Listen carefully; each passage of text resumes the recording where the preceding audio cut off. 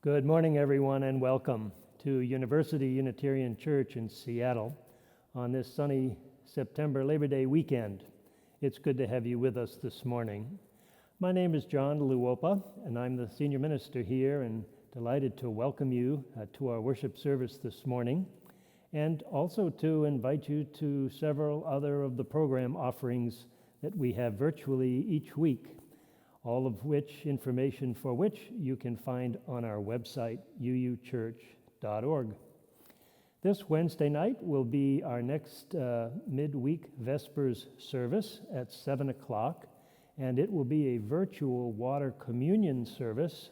For those of you who have come to a water communion service in the past, you remember that you brought with you a bit of water from some special place to add to a common receptacle. While that's not possible in a virtual service, we still encourage you, if you can, to have your special container of water with you when you join us for that service on Wednesday evening at 7. My colleague Beth Chronister is away. She will be back tonight, and then the fall season begins in dead earnest. Some of you we know have already started school. Your children have, and we have a whole new routine ahead of us for the next several months. But this morning, on this beautiful day, it is good for us to be together. Let us begin the service then this morning.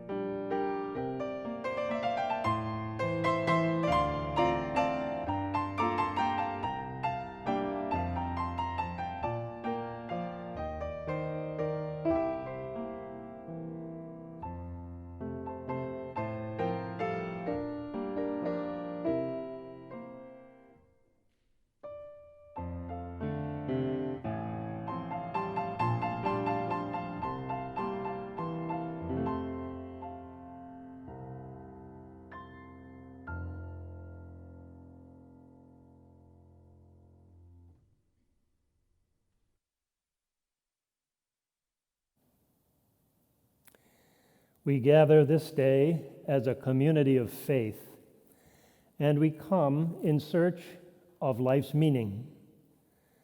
All of us know despair. All of us know exaltation. and each of us bears some kind of burden. All have moments of weakness and times of strength. All sing songs of sorrow and songs of love. May our worship this morning bring us strength along our way. And in the presence of the sacred, may we come to know our true selves, finding a fresh impulse to love and to do the good. Come, let us worship. I invite you now to join me in singing the doxology, which you will find on the screen.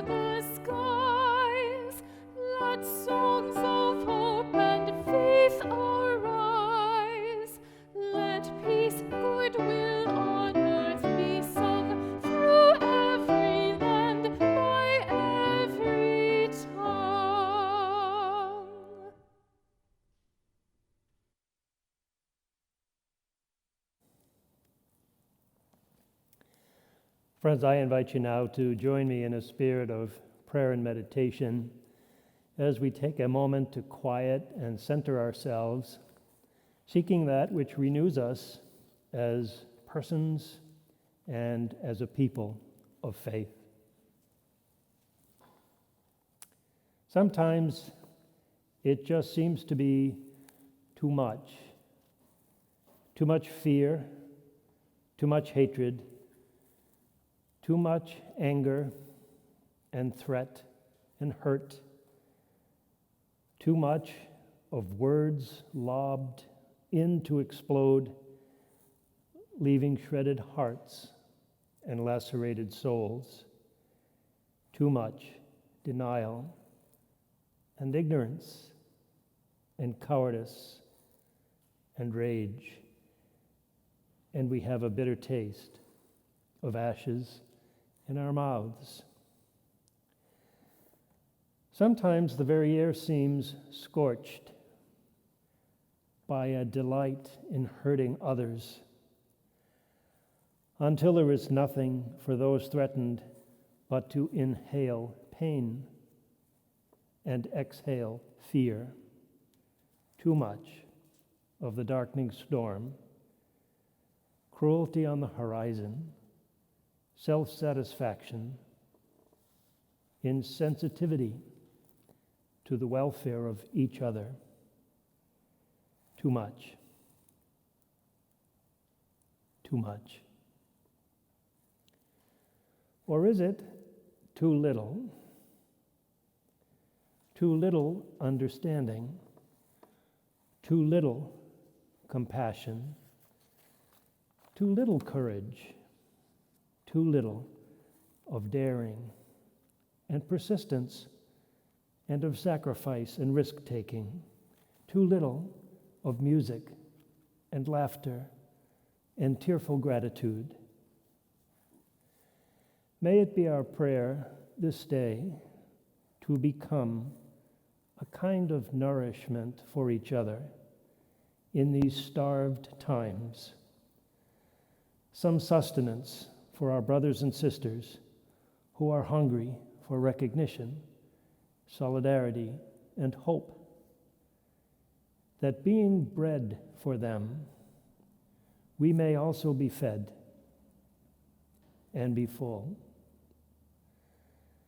To these imperfect words, we add the silent intentions of our hearts.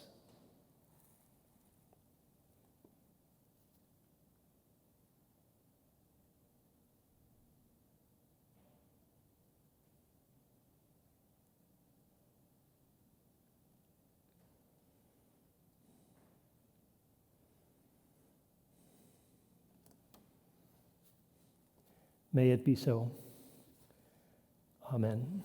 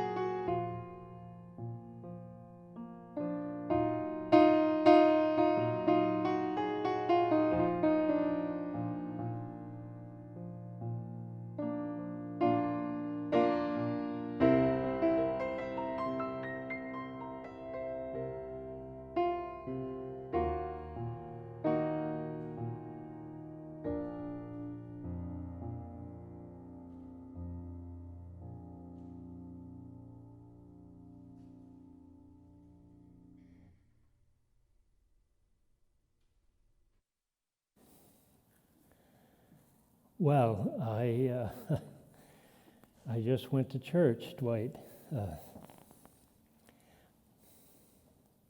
Ever since I was a child, I've always felt that music was where the deepest soul resides. And when the music is open to being a channel for that, only light shines. Thank you. Happy to be back, of course, and delighted this morning to share the service with Dwight Beckmeyer and Jenny Spence, our soprano soloist, as well as our tech crew. Good to be back in this space where there's a great deal of karma, over 67, 70 years of folks who have worshiped here in this place, who have brought their broken hearts here to find healing and transformation, and have also brought a great joy, unbelievable joy and happiness to share with their dearest ones here at UUC. It's time now in our service to receive the morning offering. I'm going to give you a little heads up, though, about next week, which is our Homecoming Sunday, and it's also the second Sunday in September, and we will have a second Sunday, a collection for one of the organizations we have worked with for many years, Teen Feed. That's next week, not this week, but I'm just giving you a heads up about that so that you can be prepared for it. And now I invite you to join me in saying the words printed on the screen as we gratefully receive your support for the ministry and programs of this church. This church is a community of ourselves. Its energy and resources are our energy and resources. Its wealth is what we share. When we contribute to the life of this community, we affirm our lives within it.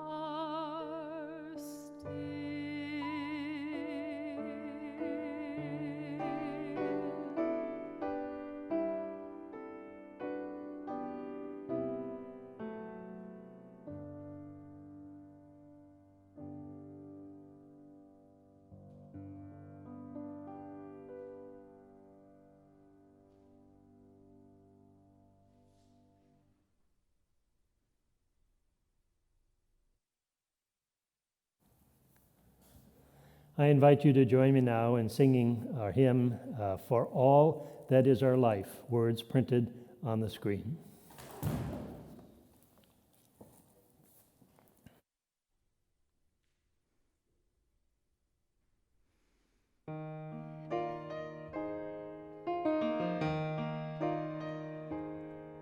For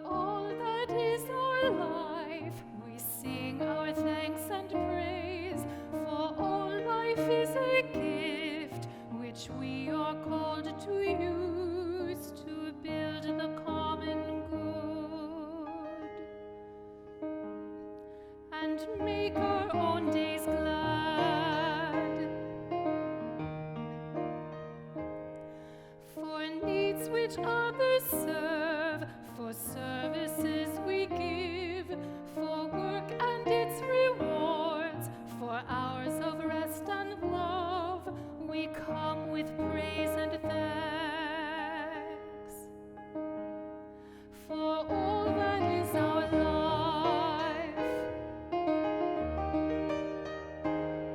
for sorrow we must bear, for failures, pain and loss, for each new thing we learn, for fearful hours that pass, we come with praise and thanks. For all that is our life, for all that is our life, we sing our thanks and praise, for all life is a gift which we are called to use to build the common good and make our own days glad.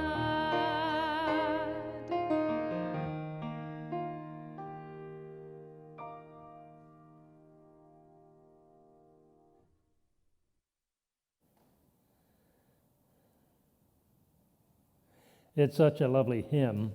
The words were written by Bruce Findlow, who for many years was the president of the British Unitarian Association in Great Britain.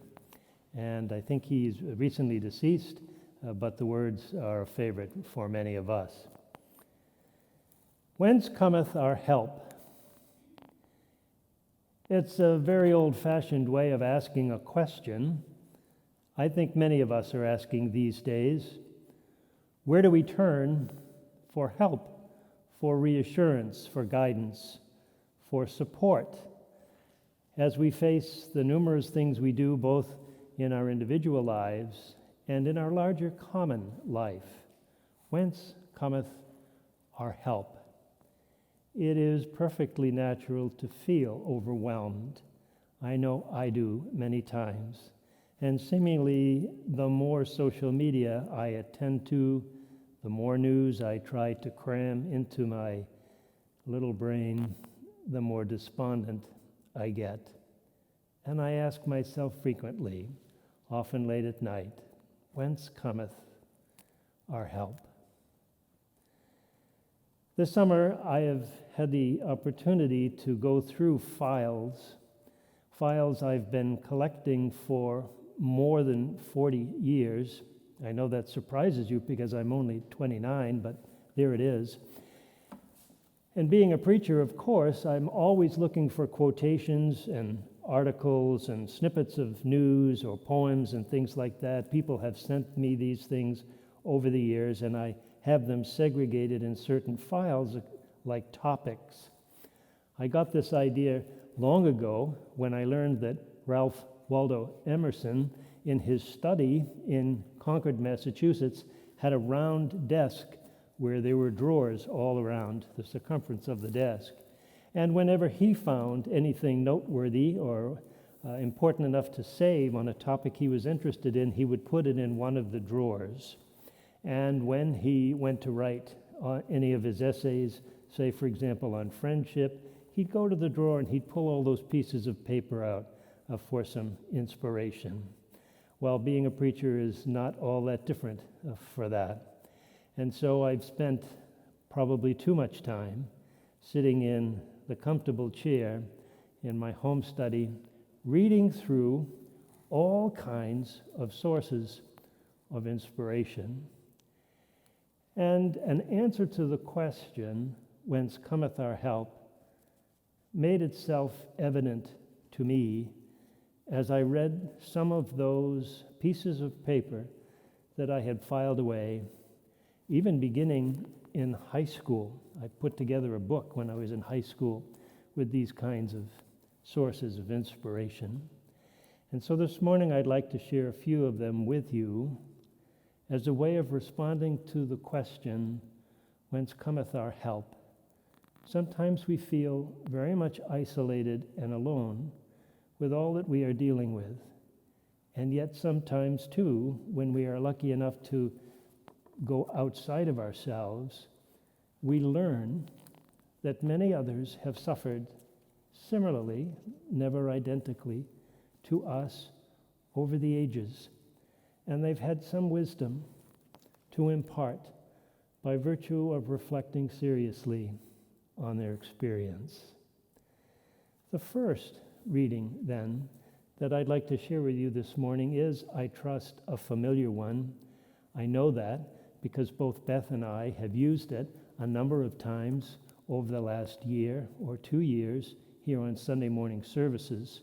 It's actually a reading that we find in the back of our hymnal, and it was written in 1978, the year I graduated from high school, by the feminist essayist Adrienne Rich, who said, "My heart is moved by all I cannot save. So much has been destroyed. I have to cast my lot with those who age after age, perversely, with no extraordinary power, reconstitute the world. My heart is moved by all that I have lost, that we have lost, and could not have saved." And quickly she moves then to a response to her own grief. And her response is to cast her lot with people in similar situations who, over eons of time, strangely, perversely, she says, who put their small energies into trying to reconstruct, reconstitute, recompose a broken world. It's been going on a long time, and it's a good antidote to our understandable and legitimate grief over all that we have lost and all that we have be threatened to lose. Getting in touch with our grief and not being embarrassed that we are grieving, because the grieving is a signal of our sensitivity and of our intelligence to the things that really matter. It's a precious part of who we are. It's a precious part of the human spirit. But not to stay there in grief, but then to move toward and with those others who, with all their small measures, will try to change the world for the good. Is that a hopeful thing, do you think? Could it bring you some hope? I remember now, long ago, a seminar at Harvard with Seamus Heaney, the great Irish poet. What a wonderful opportunity it was for us, even though it was a seminar, was to spend most of the time just listening to him. And his wonderful poem, The Cure at Troy, where he says, human beings suffer. They torture one another. They get hurt and get hard. And history says, don't hope on this side of the grave. But then, once in a lifetime, the longed-for tidal wave of justice can rise up, and hope and history rhyme. So hope for a great sea change on the far side of revenge. Believe that a farther shore is reachable from here. Believe in miracles and cures and healing wells. Oh my goodness, a real Celt, isn't he? Believe in healing wells and miracles and cures, that sometime a tidal wave of justice can rise up, and hope and history actually come together. And hope is real in our own time. Yes, human beings suffer, and they hurt each other. And we are led to believe that we ought not to hope, a good Irishman, on this side of the grave, all the troubles that they have suffered. But then every once in a while, there is this miraculous conjoining of history and hope. Many of us thought that is what happened when Barack Obama was elected president of our United States. A miraculous occurrence which so many of us grieve for these days. Something like that to come again. But as my grandmother used to say, if you have seen and experienced a good thing once, you will experience and see a good thing again. We do not know when, but it will come. Hope for the sea change, but Haney has an important addendum to that. Hope for the sea change on the other side of revenge, meaning let us not be hopeful and vengeful at the same time. Let us leave our need to revenge and punish others behind us and hope for hope's sake. And maybe, just maybe, history and hope can rhyme. How is it possible today to even entertain the remotest possibility of something like that in our near futures? Cornel West, who taught at Princeton, one of the great African American scholars and activists, said not that long ago, actually, that we must inspire each other, driven by a democratic soulcraft of integrity and courage and a mature sense of history. Even as it seems our democracy is slipping away. You know, parenthetically, I think during the Democratic National Convention, if you watched it, the historian John Meacham made this very same point eloquently. But Cornel West continues, in these times to even have hope is too abstract, too detached, too spectatorial. Instead, we must be hope, a participant and a force for good as we face the catastrophes that are staring us down. Cornel West, don't just have hope, but be hope, embody hope, do something hopeful, even in a small way. Cumulatively, it can make a very big difference. Looking in these files, I also found a reading that really sent me in a long, long reflection. Renita Weems, R-E-N-I-T-A, Renita Weems, W-E-E-M-S, a most amazing human being. African American, she was an economist and a stockbroker, found her inner self, her core, her soul, and her faith, went to divinity school, got a PhD in Hebrew scripture, the first African American woman to receive a PhD in Hebrew scriptures at Yale in its whole history. She taught at Vanderbilt. She now co-leads a church in Nashville, Tennessee. She said in her book, I asked for intimacy. I am told that I am better at describing unhappiness than I am happiness. And there may be some truth to this. I don't quite know why this is so, though I have my suspicions.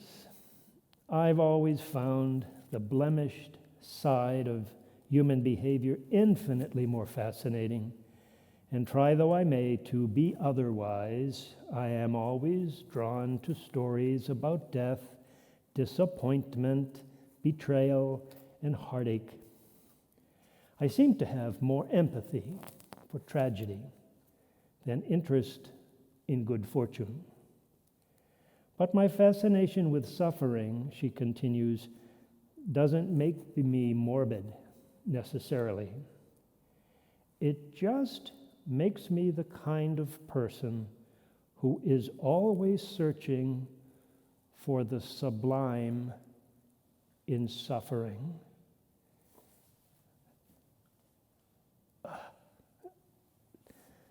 Wow. Sometimes I find it. Sometimes I don't. But one thing is for sure. Everything I have ever learned well, I have learned from pain. Think about that. Think about your own lives.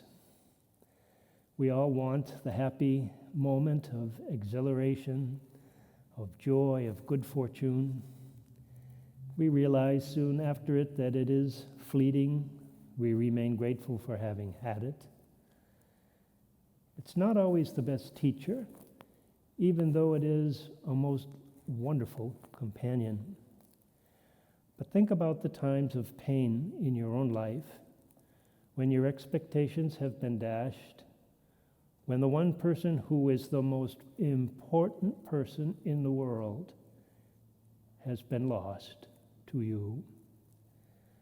A dream is deferred once again and maybe forever. All of these things are teachers, and our pain teaches us all important things. And Renita is one of those who looks for the sublime in suffering.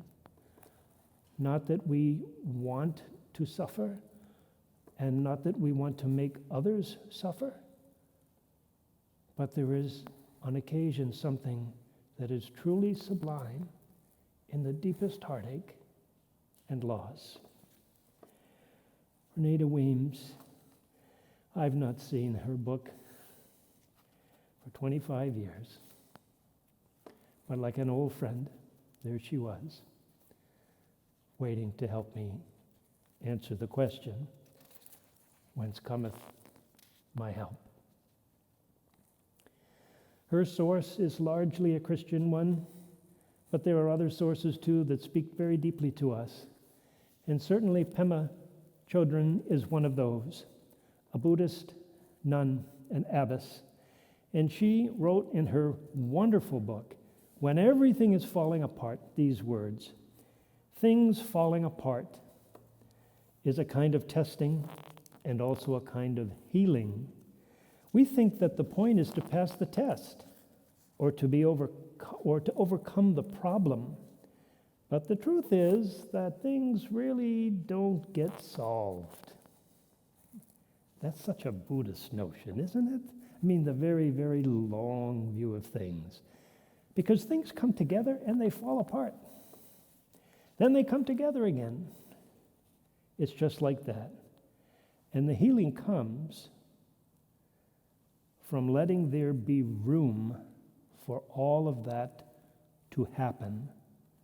Room for grief, room for relief, room for misery, and room for joy. Let it be. It will fall apart, and it will come together again. Have a kind of detachment to these things if you can, which is not indifference or disinterest, but detachment in the sense of a sensitivity capable of objectivity. That's what I think detachment is. falling apart, coming together again, making room to experience the myriad emotions that come our way. And of course, Martin Luther King, Jr. In 1957, he wrote an essay called "The Role of the Church in Facing the Nation's Chief Moral Dilemma," which of course then was racism, as it is today.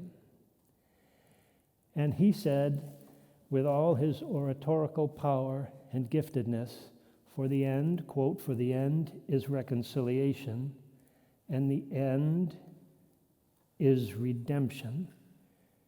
The end is the creation of beloved community."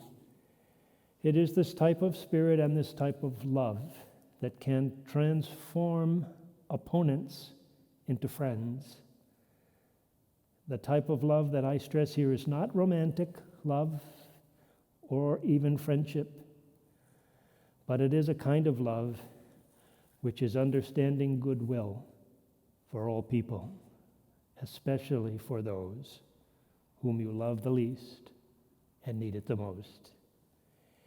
It is an overflowing love that asks for nothing in return. It is a divine love working in human lives, and this love may be the only salvation for human civilization. The building of beloved community, we hear a lot about that these days. In a very surface way, we think that what it means is just trying to find a way to get along better with each other.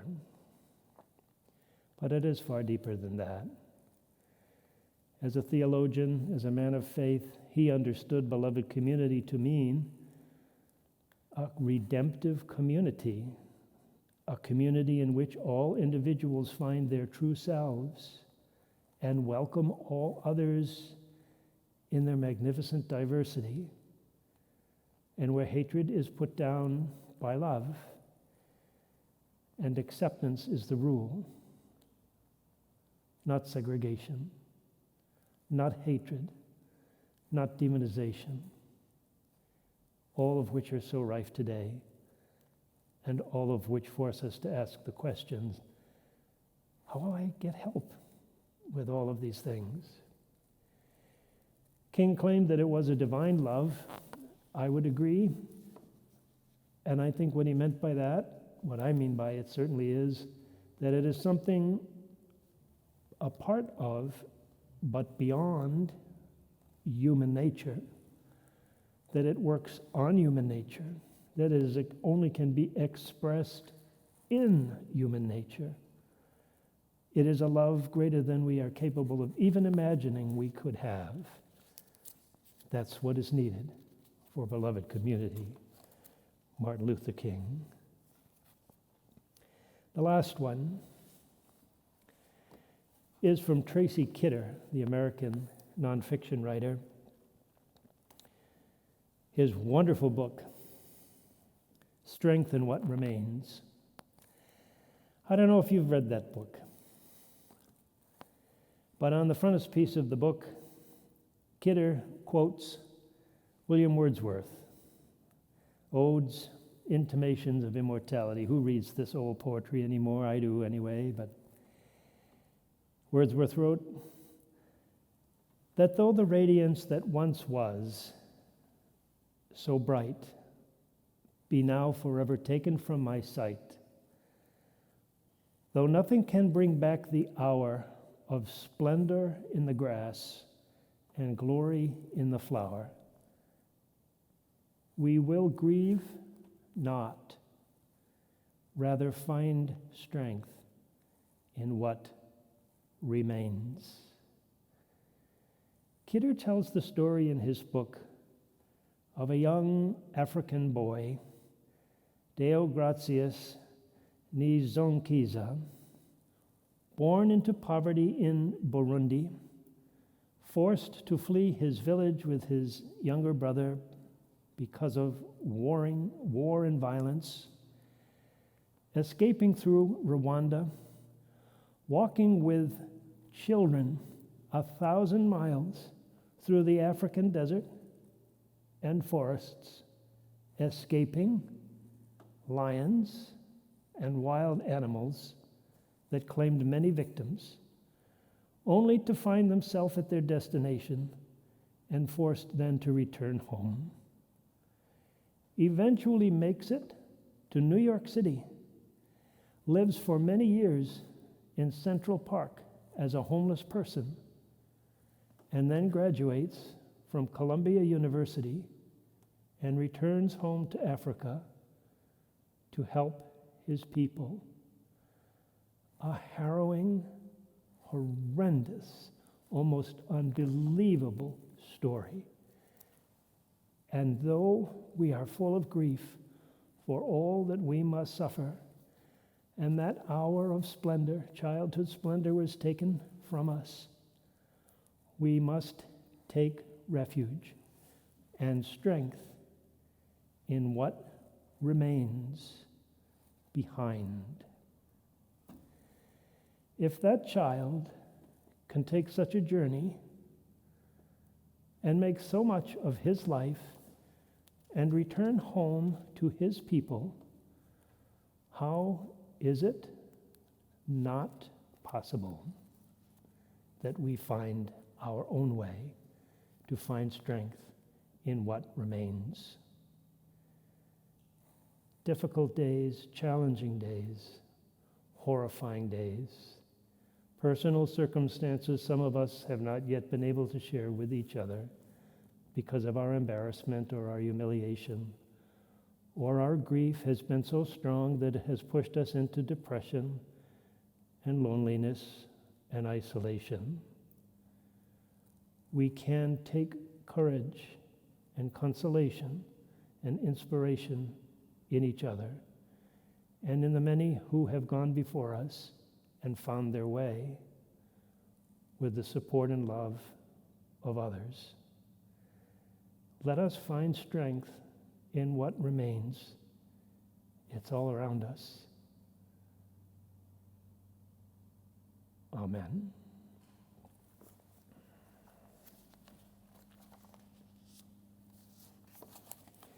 Our closing hymn this morning is Blue Boat Home.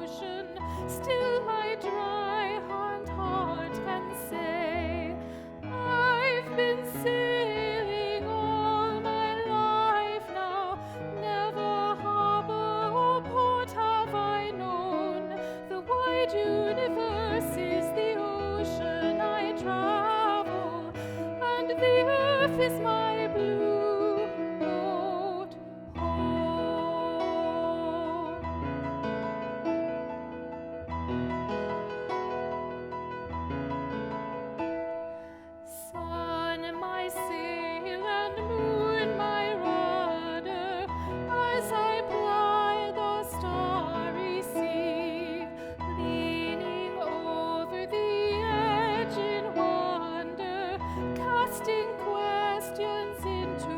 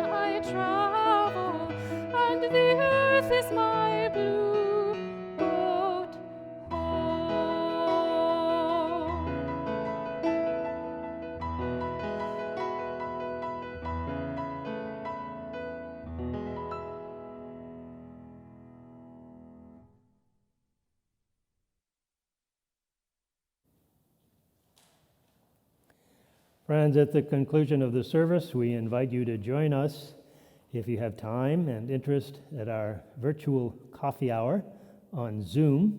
Information, again, found on the website that'll help you connect with us.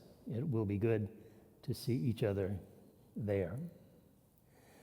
With hearts moved by all we cannot save, we cast our lot with those who hope for the longed-for tidal wave of justice, which rises up once in a lifetime when hope and history rhyme. Not because we have hope, but because we are hope, as participants and agents for good. Let us search for the sublime in sorrow, knowing that whatever we have learned well, we have learned from our pain. Healing comes from letting things fall apart and letting things come together again over and over. For the end is redemption and the creation of beloved community, a kind of divine love working through us and in us. So let us not grieve only, even if grieve we must, but let us also find strength in what remains behind. Amen.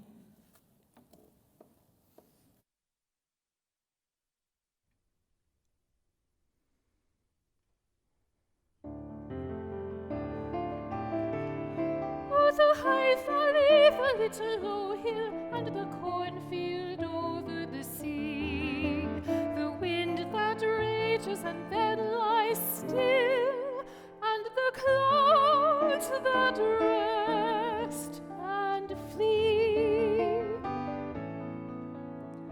Oh, the grey island in the rainbow haze, and the long thin spits of land, the roughening pastures and the stony ways, and the golden flush of the sand.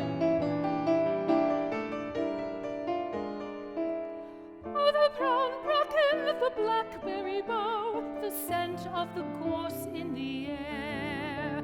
I shall love them ever as I love them now. I shall weary in her.